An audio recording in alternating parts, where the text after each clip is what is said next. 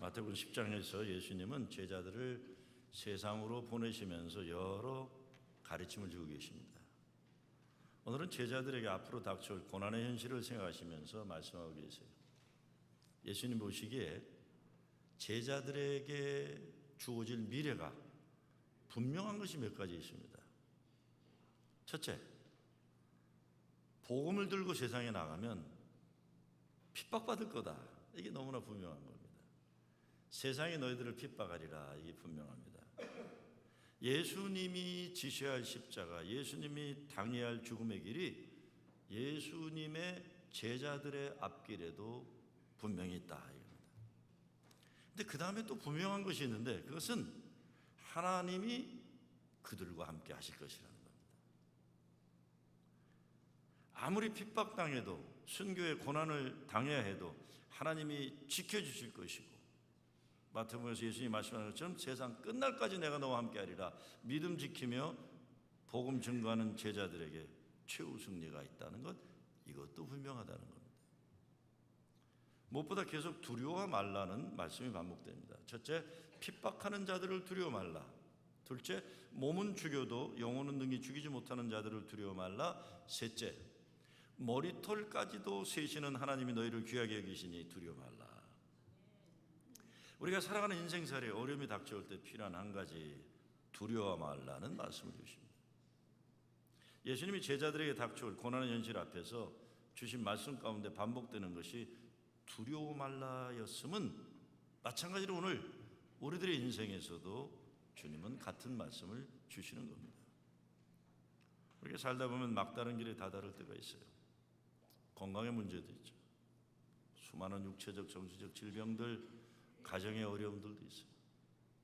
잘 나가다가 갈라지기도 하고, 멀쩡하던 아이들이 사고치고, 생업도 밑바닥이 꺼지는 것 같은 기가 막힌 일이 된 거죠. 제가 며칠 동안 애틀랜타에 우리 교단 모임에 강사로 갔는데 옛날 교인들 중에 찾아오는 분들 막을 수는 없어서 만나보면 와서 하는 말이, 누구 집 아들이 하버드 갔다, 누구 집 딸이 어느 장한 놈하고 시집 갔다, 이런 얘기는 안 해요. 첫 마디가 뭐겠어요?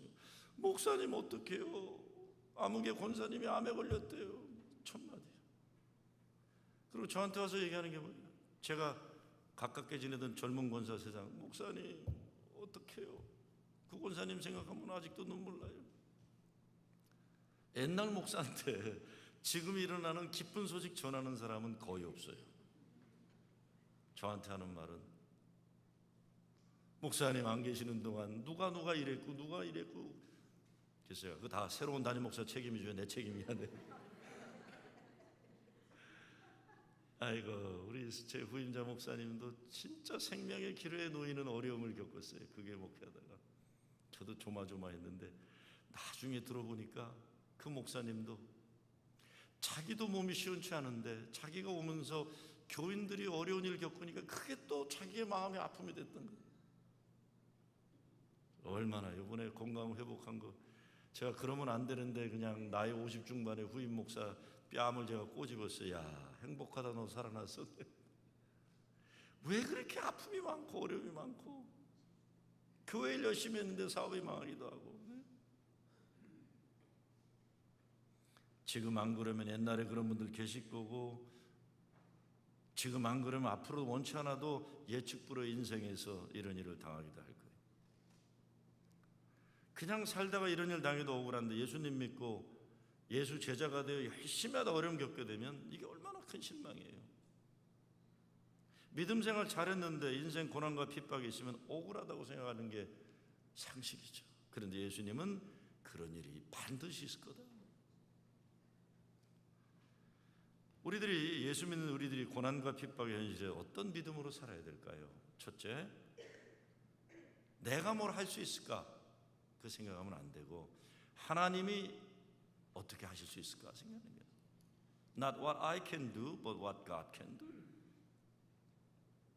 로마서 4장에 보면 기록된 바 내가 너를 많은 민족의 조상으로 세웠다 하신 것 같으니, 그의 믿은 바 하나님은 죽은 자를 살리시며 없는 것을 있는 것 같이 부르시는 이시니라. 죽은 자를 살리시며 없는 것을 있는 것 같이 부르시느니라. 야, 진짜 이 말씀 믿으면 어떻게 되겠어요? 어마어마한 믿음의 용기를 가지고 우리가 살 수 있는 거예요. 예수님이 이 부활의 승리 우리에게 약속하신 거예요. 죽은 자를 살리시며 없는 것을 있는 것 같이. 어려움 당하면 우리가 먼저 두려움에 빠져요. 사람에 대한 두려움 빠지잖아요. 나를 괴롭히는 사람들이 대단한 존재가 고 나는 아무것도 못하는 무기력한 존재가 되는 거예요. 모든 게 다 그렇죠. 제자들의 입장에 보면 예수의 제자들을 핍박하는 세상의 권세 잡은 자들이 그들의 생명을 좌지우지할 수 있는 절대적인 존재들이 될 수 있고, 자기들은 그들에 의해 인생이 결정될 무기력한 존재로 여기게 되는 거예요. 기죽으면요, 사람이 한번 기죽어 보세요. 지금 그냥 한번 무너지면 그냥 무너지는 거예요. 근데 예수님은 몸은 죽여도 영혼은 능히 죽이지 못하는 자들을 두려워하지 말고 오직 몸과 영혼을 능히 지옥에 멸하시는 자를 두려워하라. 인생의 막다른 길목에서 여러분이 할 수 있는 게 뭡니까? 없어요. 여러분의 능력으로 사람 끝을 할 가망이 없는 자녀 살릴 수 있어요? 어려워요. 근데 하나님은 죽은 자를 살리신다고 하시죠. 지난 몇 년간 이렇게 가끔 뉴스에 보면 새로운 업종들이 있더라고요. 그게 뭐냐? 화분, 이런 게 화초나 죽은 줄 알고 버리면 그거 쓰레기통에서 꺼내다가 살리는 사람들이 있더라고요. 그거 재미. 그리고 서울에는 그런 것도 생겼더라고요. 화초나 화분 치료센터 그래갖고 자기가 이제 화초가 죽으면 그걸 갖다 주면 그걸 살려주는데요. 병원이에요, 병원, 화초병원. 얼마나 재미나겠어요. 그런데 죽었다고 버리는 화초를 살리는 것도 신나는데 사람이 살고 가정이 살고 교회가 살고 나라와 민족이 살아나는 것 본다면 얼마나 행복하겠어요. 이런 기적을 이루는 것이 교회가 되는 거죠. 저는 아까 박수 치셨지만 진짜요. 난 우리 주일학교 아이들 이게 너무 감사해요. 너무 감사해요. 하나님은 없는 것을 있는 것 같이 부르시니시라. 무에서 유를 창조하신다.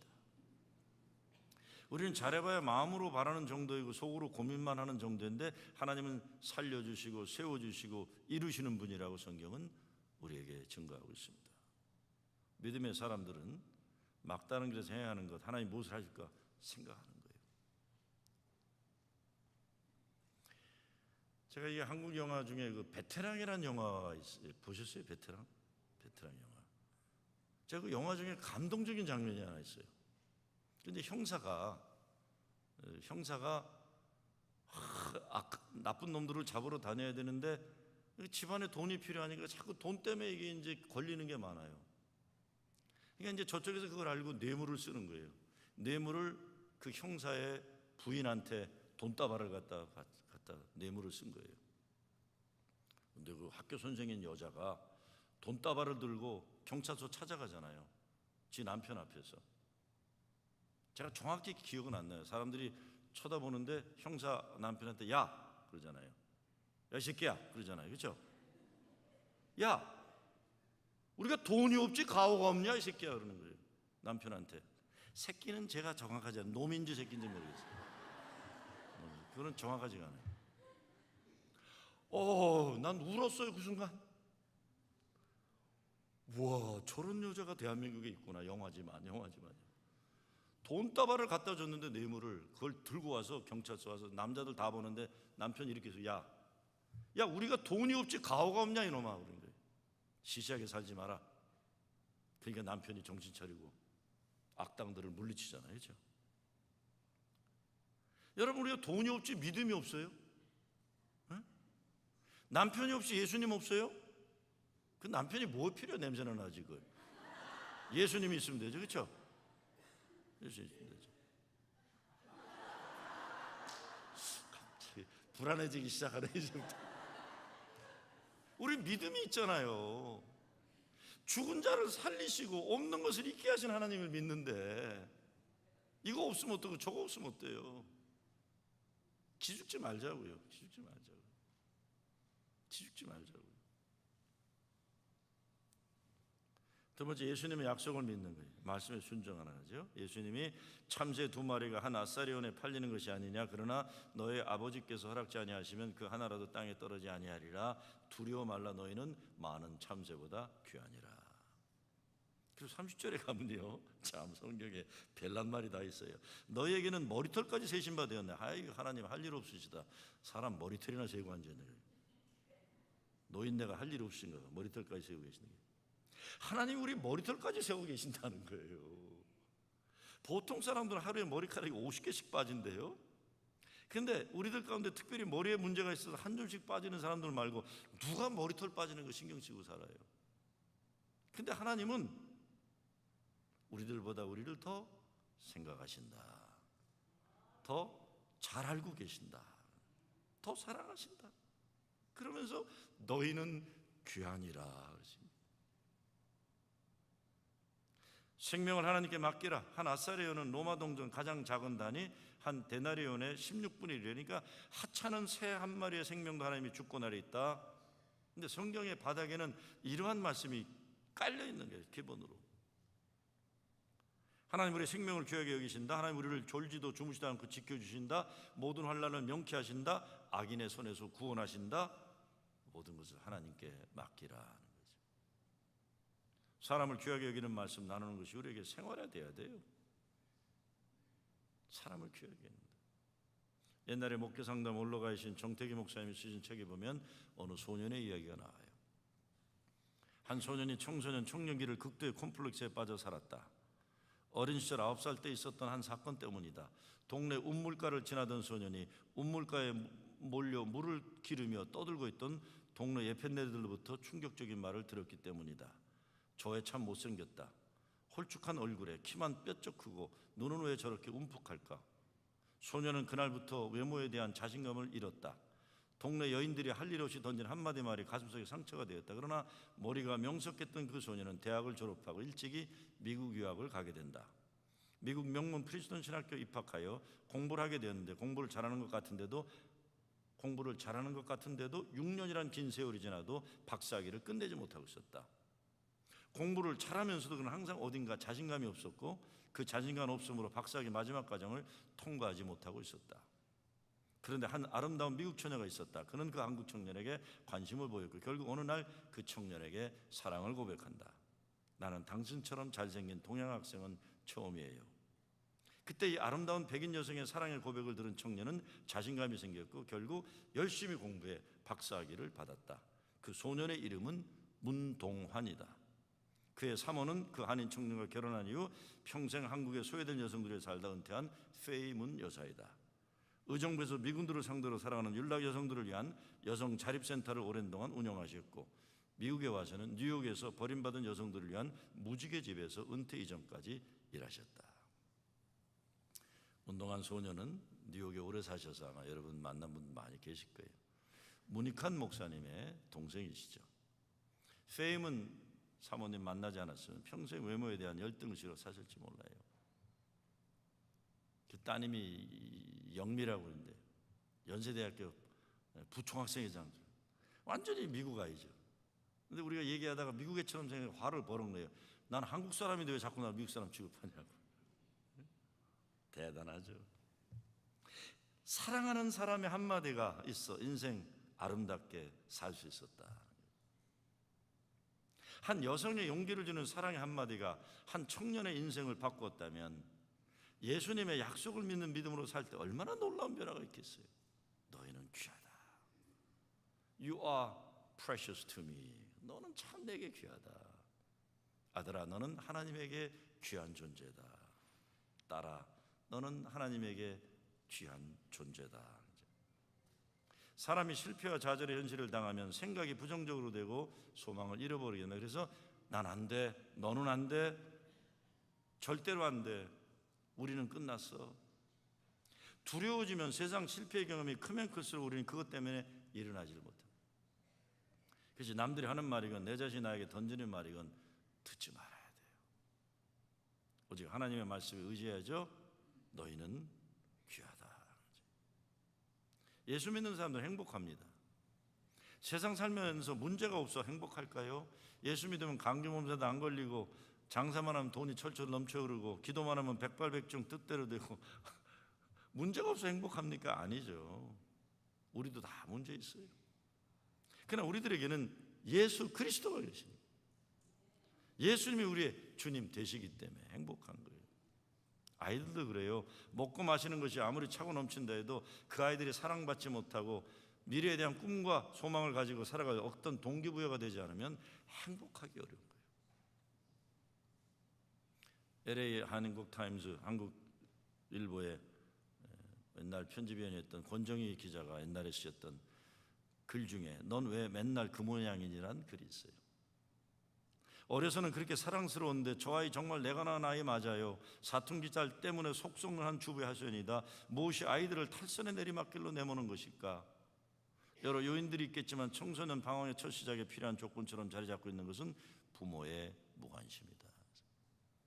부모가 너무 바빠서 자녀들에게 관심을 기르지 못하는 거다. 이민 가정에서 부부가 생업에 매달려 아차하는 순간에 생기는 일이다. 아이가 13살 되던 어느 날 학교 수업을 빼먹고 외박을 시작하더니 가출을 하고 한때는 마약 장사까지 했다. 3, 4년 방황하던 딸이 마음을 잡고 새 생활을 하게 되기까지 그는 신앙 하나로 버텼다. 그랬어요. 그 딸을 그 길고 고통스러운 방황의 길 앞으로 등 떠민 것은 무엇이었을까? 아이들은 모두 관심을 원해요. 딸이 정신적으로 어려움을 겪는 걸 알면서도 충분한 관심을 주지 못했어요. 당시 내 형편이 너무 어려워서 여유가 없었지요. 이따금 미국 가정에 가보면 부모들이 아이들에게 참 칭찬을 잘한다는 생각이 든다.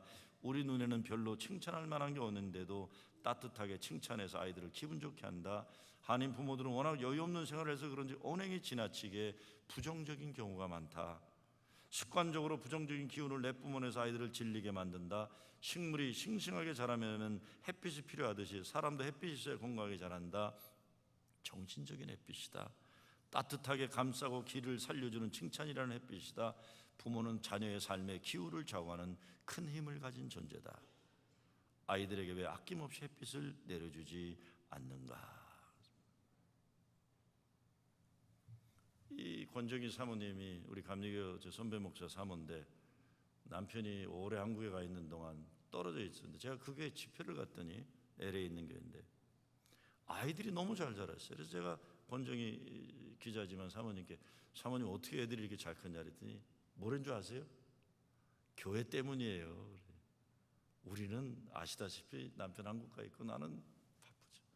주일학교, 중고등부, 청년 영어권 교회 때문이에요. 교회가 해줬어요. 교회라는 것은 가정도 마찬가지지만 너희는 귀하다. 너희는 천하보다 하나님에게 귀하다. 말해주는 거죠.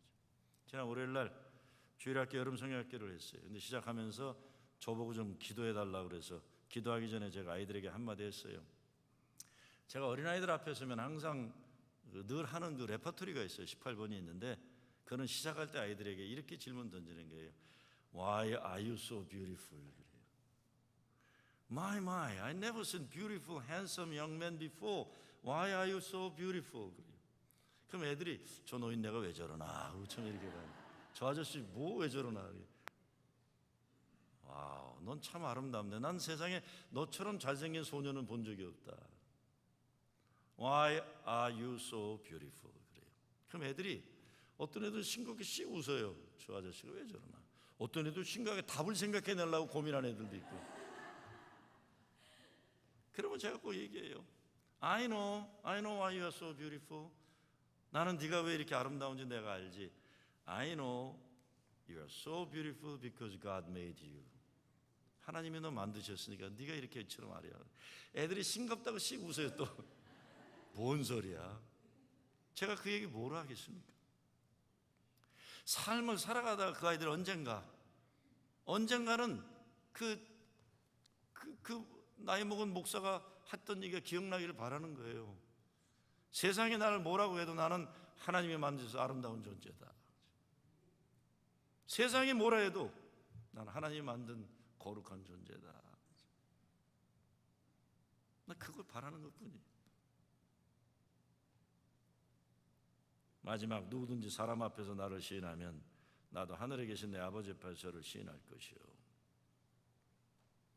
어떤 어려운 지경에 처해도 하나님의 자녀가 된 자기 존재를 분명히 지키라는 거죠. 믿음이란 존재에 대한 불굴의 신뢰다. 제 스승이 쓰신 책에 나오는 글인데 무슨 말인지 좀 어렵지만 멋있긴 한 것 같아요. 믿음이란 존재에 대한 불굴의 신뢰다. 믿음이란 내가 하나님의 자녀라는 존재에 대한 불굴의 신뢰다. 어떤 경우에도 이 귀한 자기 존재 가치를 놓쳐서는 안 된다는 겁니다. 사랑은 두려움을 떨쳐버리는 것, 믿음은 두려움을 떨치고 하나님의 자녀됨의 거룩한 자존감을 가지는 거예요. 우리가 두려워할 거 하나님 한 분이죠. 몸은 죽여도 영혼은 죽이지 못할 자를 두려워 말라. 몸과 영혼을 능히 지옥에 멸하는 자를 두려워하라. 죽이다와 멸하다는 단어의 차이가 바로 우리 존재 문제와 연관되는 말이에요. 죽이다는 생명을 죽이는 거예요. 멸하다는 존재 자체를 파괴한다는 뜻입니다. 육신이 죽어도 존재 자체의 존엄을 유지할 수 있어요. 그러나 육신은 살아도 그 인간의 존재가 무시당하고 파괴당하면 살아도 사는 것이 아닌 거예요. 이번에 아틀란타 그 농장을 우리 뉴욕에서 간 부목사님들하고 가려고 잠깐 들렸더니 어느 잘생긴 전도사가 뛰어나면서 인사를 해요. 너 왜 여기 아직도 있냐 그랬어요. 왜냐하면 시카고에 미국교회 파송받은 줄 알았더니, 그래서 교인들에게 다 굿바이하고 갔는데, 가족들하고 갔는데 미국교회 인터뷰하고는 싫다고 그래서 쫓겨난 거예요. 그래서 다시 돌아온 거예요. 고맙게도 거기 아틀란타 담임 목사님이 웃으면서 다시 이렇게 일하도록 한 거예요. 그래서 자리가 하나밖에 없는데 할 수 없이 교육 전도사 둘을 만든 거예요. 저를 보더니 울어요. 속상해서 울기도 하고. 우리 김진우 목사 동기인데, 야 괜찮아 임마, 더 큰 일이 있을지 어떻게 알아.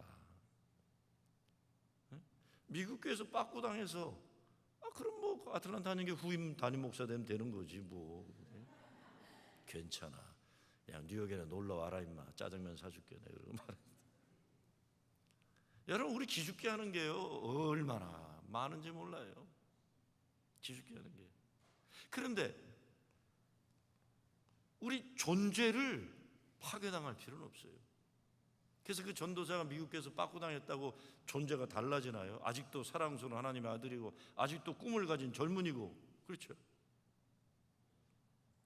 인생의 어려운 길목마다 우리는 더욱 견고한 믿음 반석에 서야 하는 거예요.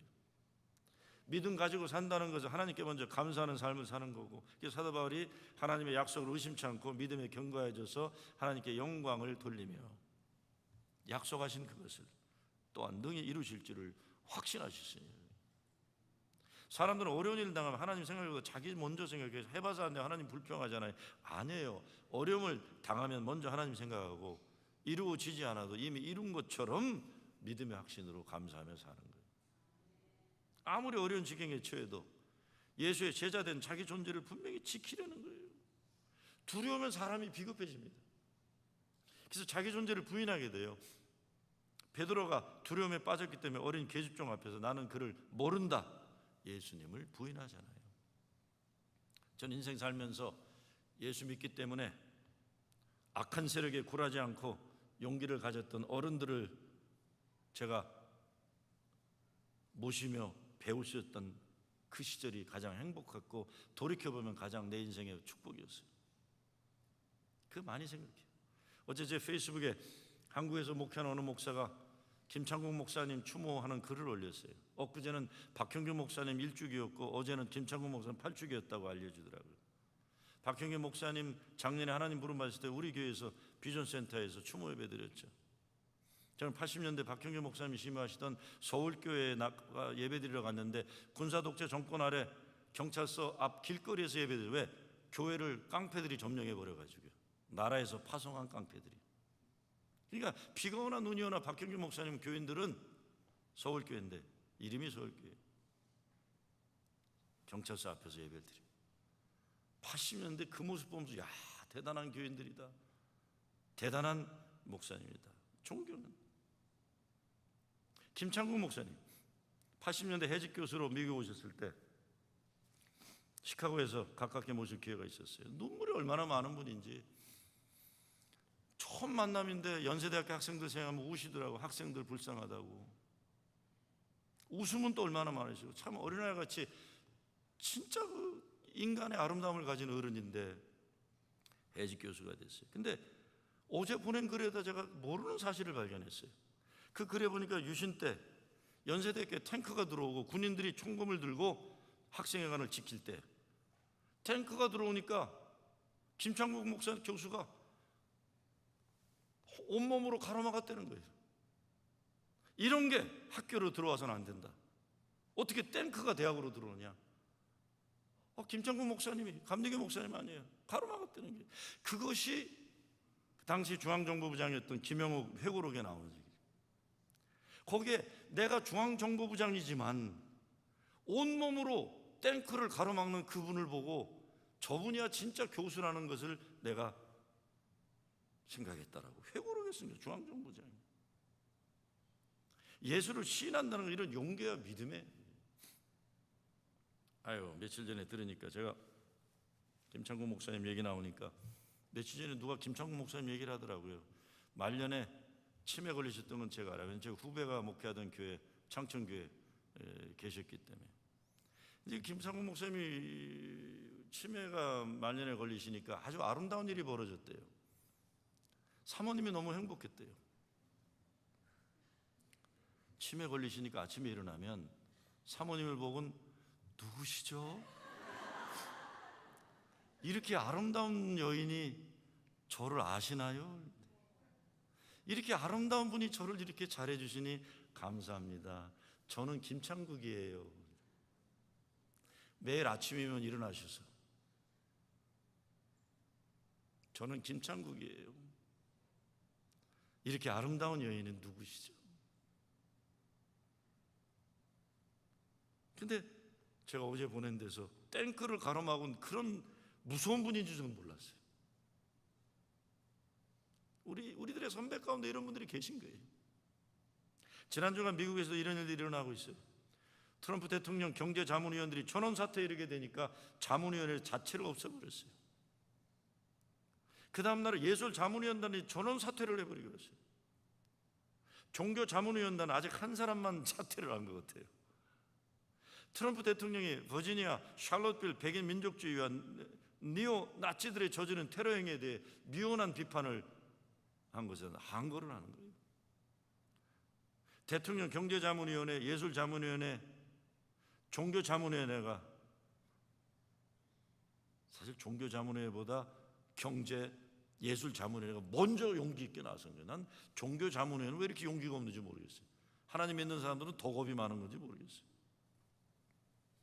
당당하게 쓰는 거죠. 이건 아니다. 이런 백인 우월주의는 아니다.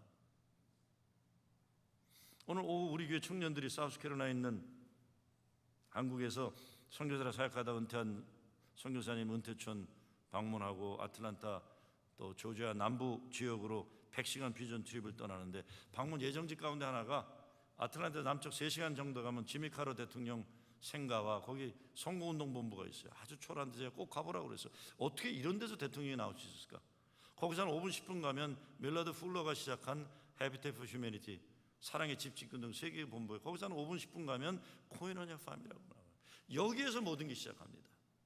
60년대 인종차별이 극심하던 때 조지아 남부 모카밭이 그렇게 많았던 거기에 서던 베프티스트가 아니라 아메리칸 베프티스트 출신 젊은 신학생 5가정이 부부가 성경적인 공동체를 이루겠다고 거길 찾아가요.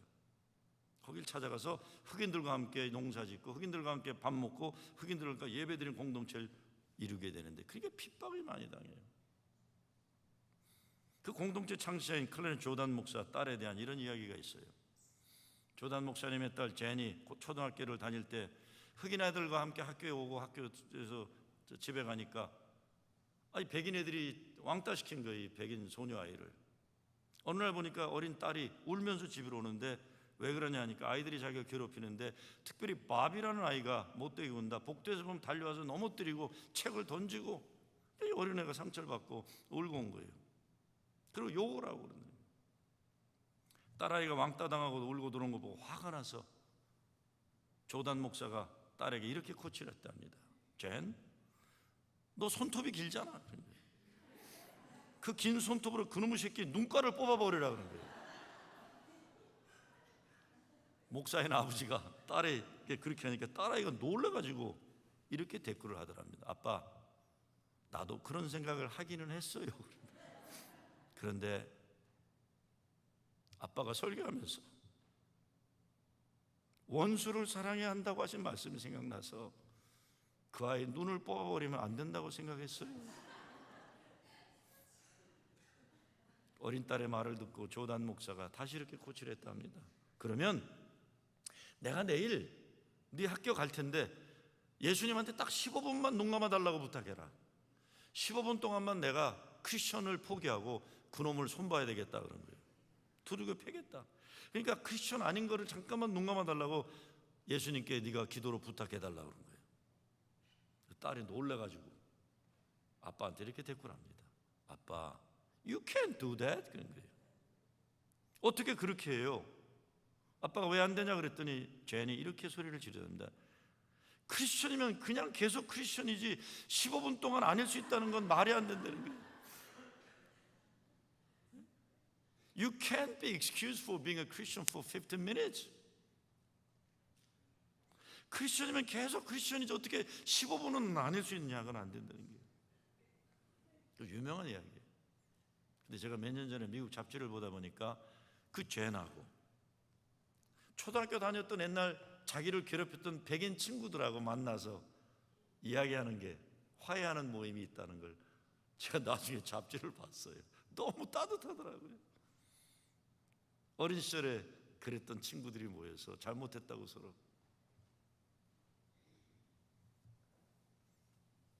그렇습니다. 크리스천이 내가 좋을 때는 그렇고 내가 불편할 땐 장사 접어두고 그럴 수 있는 게 아니죠. 누구든지 사람 앞에 나를 시인하면 나도 하늘에 계신 내 아버지 앞에 저를 시인할 것이요, 누구든지 사람 앞에 나를 부인하면 나도 하늘에 계신 내 아버지 앞에 저를 부인하리라. 이게 존재하는 용기죠. 폴 틸리기가 하는. 믿음이란 우리들이 하나님의 자녀로 살지 못하도록 괴롭히고 유혹하는 모든 어려움이 있음에도 불구하고, 그럼에도 불구하고 하나님의 자녀로 존재하는 용기다. 그렇습니다. 그럼에도 불구하고 하나님의 자녀로, 예수의 제자로, 성령의 사람으로 존재하는 용기다. 그래서 예수 믿는 사람들은 인생의 현실과